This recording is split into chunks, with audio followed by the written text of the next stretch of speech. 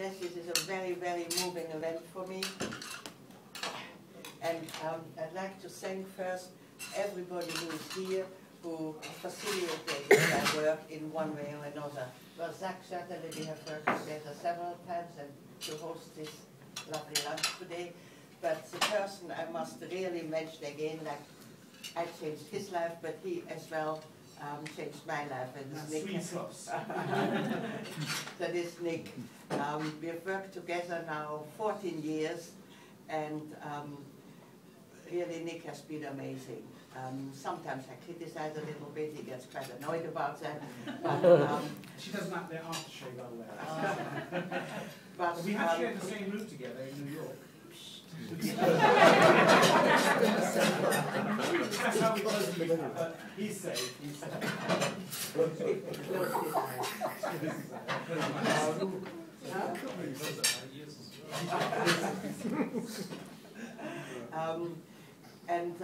Nic has the same aim as me, and perhaps even more, and his another anti-hate campaign, which is actually up my street as well. And I hope we are going to get this going as well, not just this play, but this.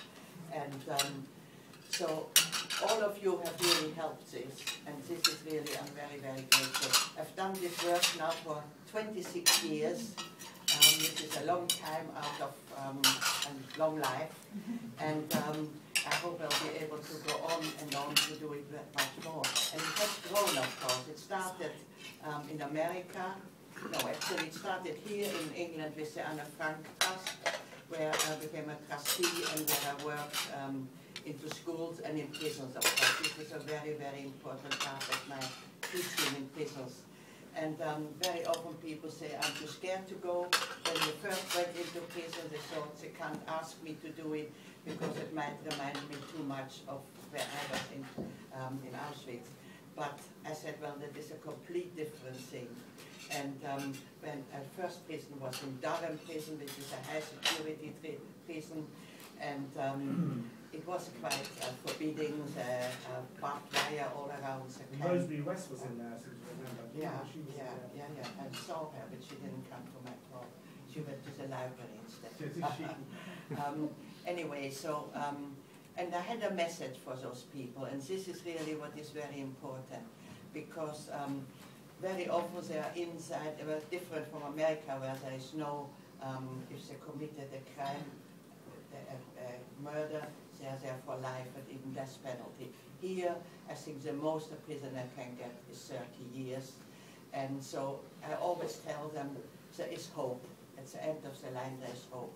And I have never ever given up hopes that I would make it. And this is really for everybody, for children as well. Very often children are in a difficult situation at home or at school or even in later life. I said we are not put into life an easy life. Life is difficult. But if we give up hope, then we are lost. And there are so many now, you hear nearly every day that a young person has committed suicide because they can't cope with the situation. It's probably not so bad at all. But they haven't got the support from the teachers, from the parents, from the community. That is something else that I would like to get going, that we have to become parent is very easy, but to be a parent is very, very difficult. And very often, very young people, 18, 17 even, who become parents, just can't cope with it, and they have no idea how to manage that. This is, I think, a very, very important step we have to do, because very often the prisoners are there coming from disrupted families, with alcohol, with drugs, where they're abused, and they look help but don't get it. So there's a lot more to do in this field, and I hope with Nic together we are going to go in all different kind of areas. So we have got now a wonderful ally in our wonderful ambassador from the Russian Republic to help us with the fight against racism, discrimination and hatred. So thank you all very, very much for attending here, and I hope we'll all work together to make a better and a safer world for the future of our children.